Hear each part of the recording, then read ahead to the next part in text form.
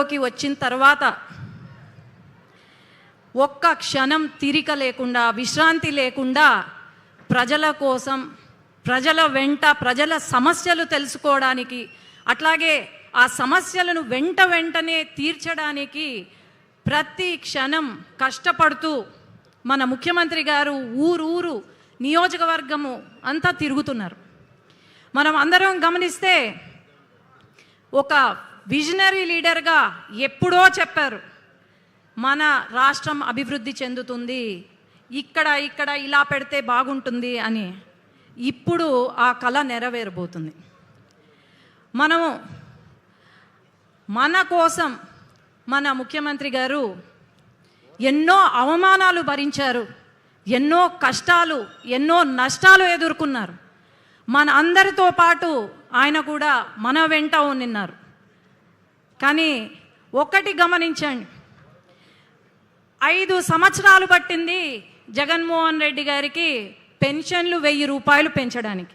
కానీ మనం అధికారంలోకి రాగానే వెంటనే 4000 రూపాయలు పెన్షన్లు చేసి, అట్లాగే హ్యాండిక్యాప్డ్కి 6000, 10,000 మనం పెన్షన్లు ఇచ్చాం.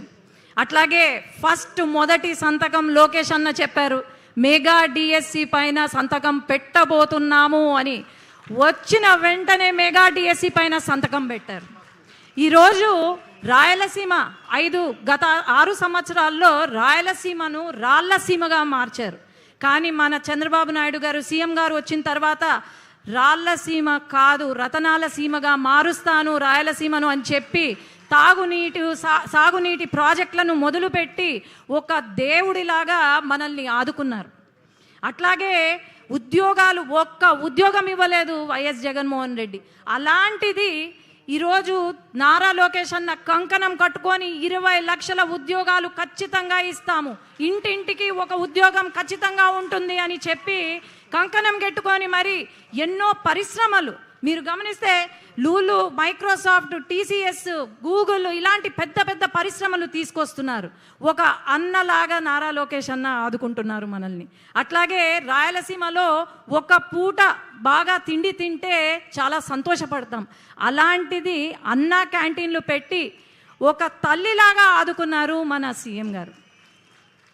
ఇలాంటివి ఎన్నో కార్యక్రమాలు. అట్లే మహిళలు ఎక్కడా తక్కువ కాదు అని చెప్పి మహిళా సంక్షేమానికి కాకుండా మహిళా అభివృద్ధి కోసం కూడా వాళ్ళకు ఎంఎస్ఎంఈ పార్కులు పెట్టి, అలాగే వాళ్ళ కోసమని వర్క్ ఫ్రమ్ హోమ్ నిర్వహిస్తూ, అట్లాగే మెటర్నిటీ లీవ్ పొడిగిస్తూ.